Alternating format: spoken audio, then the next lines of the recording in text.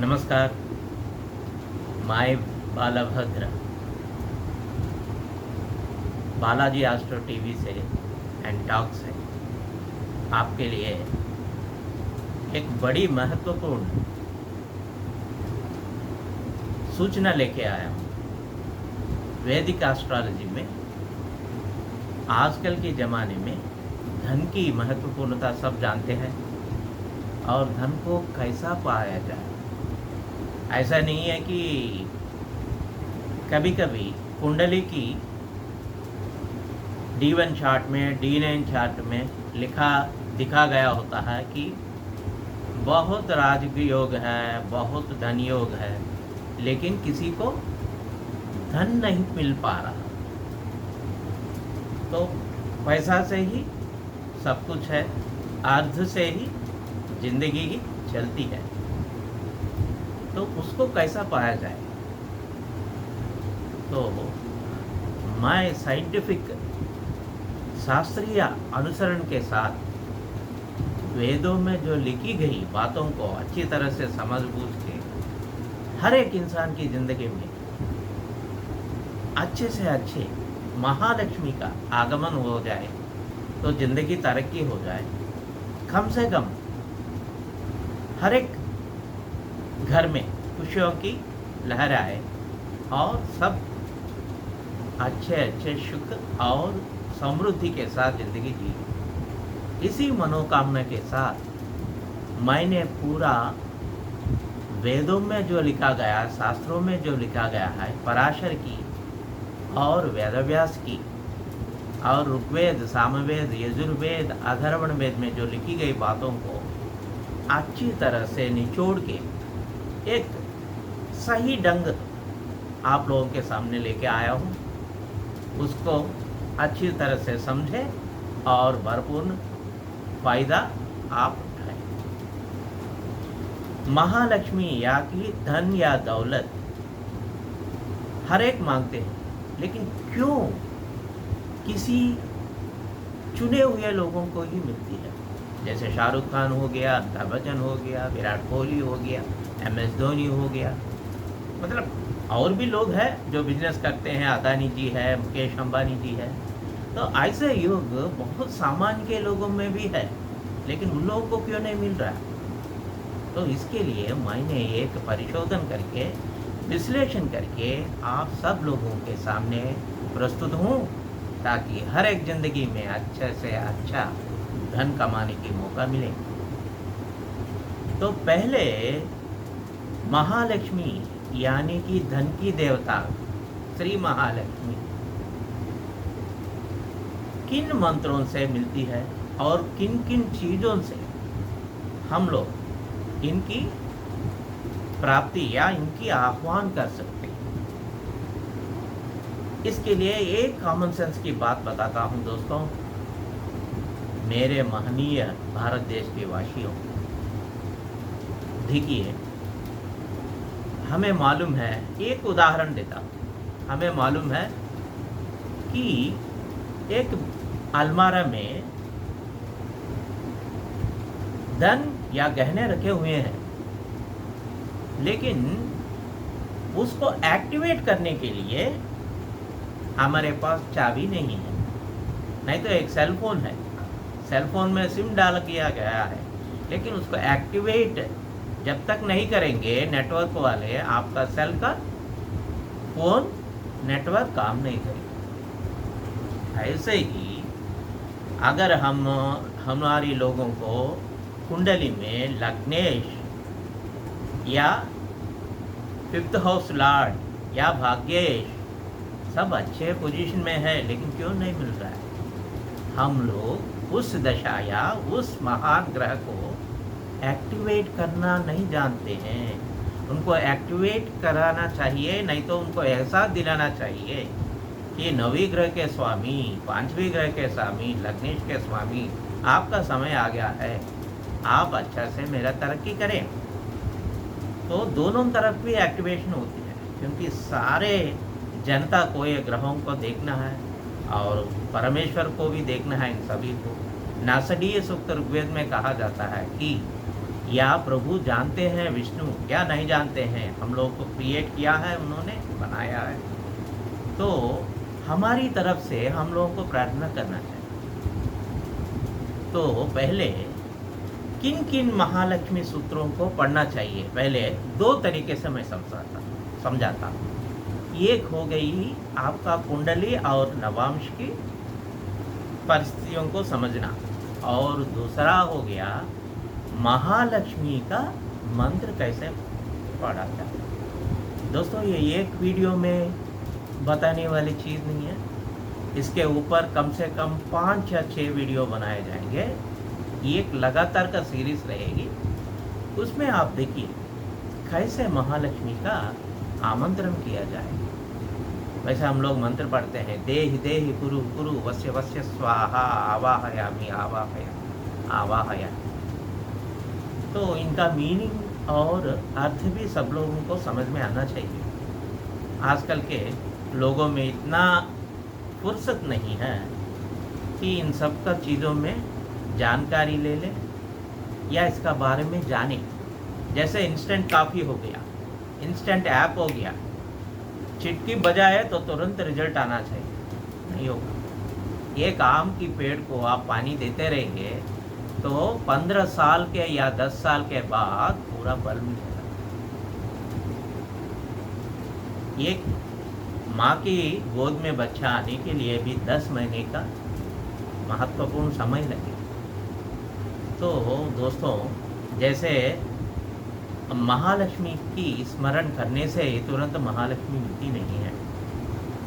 इनके लिए 5 अनमूल्य शास्त्रों में जो मंत्र लिखे गए हैं, उनको पहले आप सावधानी से सुने।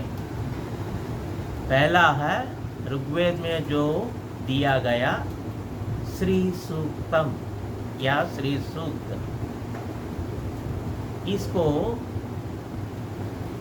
समझने की बात पहले है और पढ़ने की बात दूसरे की है, और उसको अपनी बॉडी के अंदर इंटरनलाइजेशन करना, उस ऊर्जा को हमारे अंदर लेना तीसरी बात। कुछ लोग बोलते हैं श्री सूक्त पढ़ के पन्ना निकाल के ऐसे ऐसे कर देते हैं, हाँ हो गया पढ़ लिया।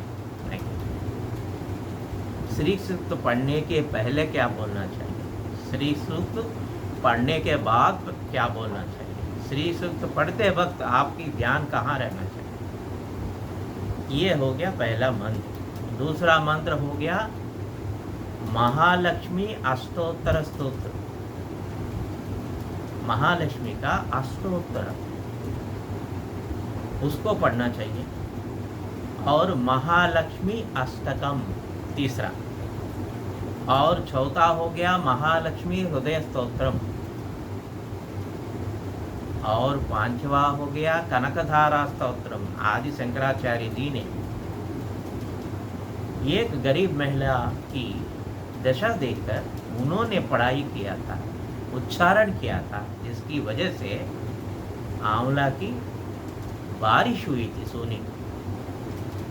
और शिव तांडव स्तोत्र भाई रावण, महारावण। रावण कोई छोटे मोटे भक्त नहीं थे, शिव जी का बहुत ही महत्वपूर्ण भक्त थे। भक्त में या भक्ति में राम के आगे 2 कदम आगे चलते थे रावण जी। हालांकि उनका भक्ति अलग था, वो अलग बात है, लेकिन जो निष्ठा और जो भावना और जो लगन उनके मन में थी, वो आजकल या अभी तक किसी की मन में या हृदय में नहीं है शिव के प्रति। इसलिए शिव जी ने उनको सब कुछ दिया, अपना आत्मलिंग, अपना चैन, सुख सब दावे पे लगाया अपने भक्त के लिए। तो इन मंत्रों की अभी श्री सूक्त, उसको पहले हम लोग जागृति करना चाहिए। और आप लोग देखते हैं लग्नेश, जैसे हम एक उदाहरण बताते हैं, ये श्री सूक्त का पाठ अलग है, यहाँ पे रखिए। और अब हो गया लग्नेश। लग्नेश कहाँ पे बैठा है देखिए डिवन चार्ट में, और भाग्येश और पंचमेश, इन सबको एक बार प्रणम।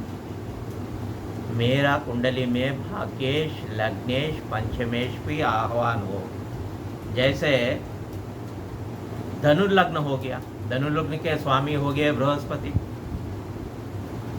ठीक है। और पंचमेश उसमें हो गया कुजदेव, और भाग्येश के स्वामी हो गए सूरज। इन तीनों को नमस्कार करें। और चतुर्देश, सप्तमेश, दशमेश, इनको भी प्रणाम कीजिए। उसमें लग्नेश चतुर्देश हो गए बृहस्पति महाराज, और सप्तमेश दशमेश हो गए बुध महाराज, इनको भी आह्वान कीजिए, ठीक है। और धनेश हो गए शनि महाराज, और लाभेश हो गए शुक्र महाराज। इनको अपनी ग्रहों की पोजीशन, अपनी अपनी ग्रह की साइन को, राशि की पहचान दिलवाना है। आपका भाग्य, मेरा कुंडली का भाग्येश शुक्रदेव, मेरा धनेश शनि महाराज, मेरा चतुर्देश बृहस्पति, मेरा पंचमेश कुज जी, मेरा भाग्येश सूरज जी, इन सबको मैं नमस्कार करता हूँ। और आप बोलना चाहिए मैं, जो कि अपना नाम बताइए और गोत्र बताइए, और अपनी माता पिता का नाम बताइए, और माता जी का, माता जी, उनके माता जी, उनका माता जी के नाम, और पिताजी का पिताजी, उनके पिताजी, उनके पिताजी का नाम।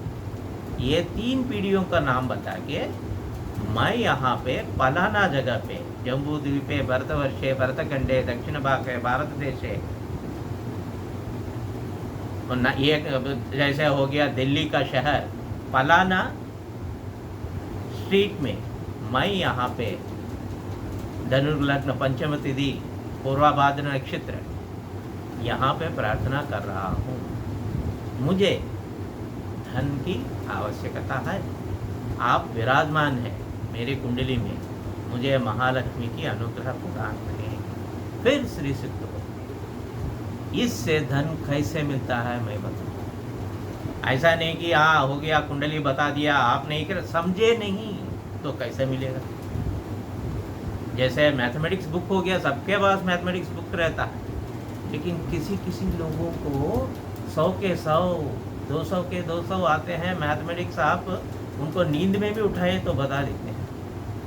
तो लेक्चरर में भी ऐसे होता है, हर एक लेक्चरर पीएचडी वाला अच्छा लेक्चरर नहीं बनता है, और शिष्य भी, स्टूडेंट भी हर एक IIT नहीं मिलता है। क्यों मिलता है? वो भाव को जानते हैं, वो भाव को समझते हैं, वो भाव को जागृति करते हैं, वो भाव की ऊर्जा को अपना अंदर ले लेते हैं। तो उनको यूं चुटकी भर में हर एक समस्या की उपाय मिलती है, और वो समस्या को सुलझाते हैं। तो इसी ही तरीके से अभी मैं अगले वीडियो में, अभी आपको मैं क्या बताया, लग्नेश, पंचमेश, भाग्येश, और लग्नेश, चतुर्देश, सप्तमेश, दशमेश, और धनेश और भाग्येश, इन ग्रहों का नाम लीजिए, और अपना माता पिता जी का नाम लीजिए, और माता जी का 3 पीढ़ियों का ऊपर का उनकी नाम लीजिए, wife and husband, wife and husband, और पिताजी का पिताजी, उनका पत्नी, उनका पिताजी, उनका पत्नी, उनका पिताजी, उनका पत्नी। फिर आप इन 3 से आए हैं ना, फिर आप बताएंगे कि मैं फलाना फलाना जम्बू द्वीपे, भरतवर्षे, भरतखंडे, वो सब किया। फिर श्री सूक्त को पढ़ना। श्री सूक्त को कैसे पढ़ाया जाए, कैसे समझे जाए, महालक्ष्मी को कैसे आह्वान किया जाए। देखिए, भारत देश में समझिए 100 करोड़ का 100 करोड़ लोग श्री सूक्त पढ़ते हैं, तो हर एक को महालक्ष्मी नहीं मिलती। क्यों मिलती है? एक ही आदमी को तुरंत लॉटरी लग जाता है, नहीं तो बिजनेस में तरक्की हो जाता है, ये IPS बन जाता है, नहीं तो कहीं किसी का मरने का बाद, नहीं तो किसी का बिल के जरिए जायदाद मिल जाता है। धन और दौलत आ जाती है, किसी का लॉटरी लग जाती है। तो क्यों? तो जिन लोगों ने अपनी किस्मत के साथ या अपनी कार्यक्रम कर्म के साथ महालक्ष्मी की कृपा को जागृत करते हैं, उन्हीं को महालक्ष्मी का अनुग्रह या ब्लेसिंग्स मिलती है। तो दोस्तों, सब्सक्राइब कीजिए और नोटिफिकेशन बटन दबाइए। इन 6 वीडियो में मैं हर एक व्यक्ति को कैसे अपनी कुंडली के ऊपर ग्रिप कमांड लेके आए और कैसे महालक्ष्मी को अपना घर की पूजा मंदिर में बसाए और उनकी कृपा से पूरा धन दौलत और सुख संतोष पाए, इसका मैं रिसर्च किया है। रिसर्च के साथ आपको हर एक घर में मेरा वाणी गूंजेगी और हर एक घर में तरक्की। जय महालक्ष्मी। ओम श्रीं ह्रीं आई महालक्ष्मी कमलधारिण्ये सिंहवाहिन्ये स्वाहा। ये बीजाक्षर बोलते हैं। बीजाक्षर पढ़ने के लिए भी एक तरीका है, आप किस तरीके से पढ़ना चाहिए, कब कब पढ़ना चाहिए, वो भी बोलते हैं। तो दोस्तों, आइए सब तरक्की करके अच्छा से ज़िंदगी जिएंगे। नमस्कार।